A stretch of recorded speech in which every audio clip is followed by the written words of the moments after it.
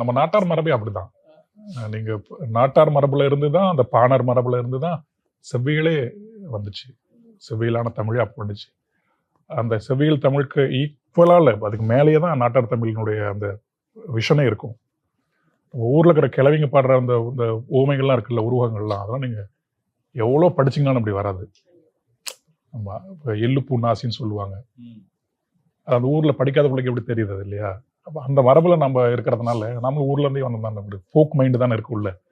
என்னதான் சட்டை போட்டு தெரிஞ்சாலுமே இந்த ஊர் நாட்டு தான். நிறைய படிப்பீங்கல்ல நீங்க? நான் படிக்கிறது உண்டு. நிறைய படிக்க படிக்க புது வார்த்தைகள் நிறைய நாலேஜ் வரும் அப்படின்னு எப்பவுமே அது ஹெல்ப் ஆகும் இல்லையா? ஒரு லிரிசிஸ்ட். வார்த்தைகள் செகண்டரியா ஒரு ஹெல்ப் பண்ணும். அது எழுத பொறுத்த வரைக்கும் மொழி ரொம்ப வாகனம் தான்.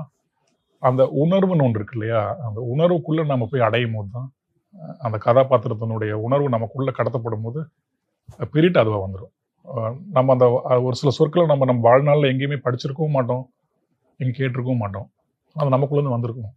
அது எது கொடுக்குதுன்னு பார்த்தீங்கன்னா, அந்த சூழல் ஏற்படுத்தக்கூடிய அந்த மிகப்பெரிய தாக்கம் தான். அந்த அந்த கதாபாத்திரம் தேடிக்கிட்டே இருக்கு, எங்க என் குழந்தைய காணுமே, குழந்தை எங்கேயோ நல்லா இருக்கணுமேன்னு தேடிட்டு இருக்கும்போது, அந்த தாய் நமக்குள்ள போகும்போது இல்லை, அவ கொடுக்குற வார்த்தை தான் அந்த 5 வண்ண பூவே. அது நம்ம பேரை போட்டுக்கிட்டு நம்ம வாங்கி காசு வாங்கிட்டு போக வேண்டியதுதான். எல்லா பாட்டுக்கும் எல்லாருக்கும் அப்படிதான் இருக்கும்னு நினைக்கிறேன்.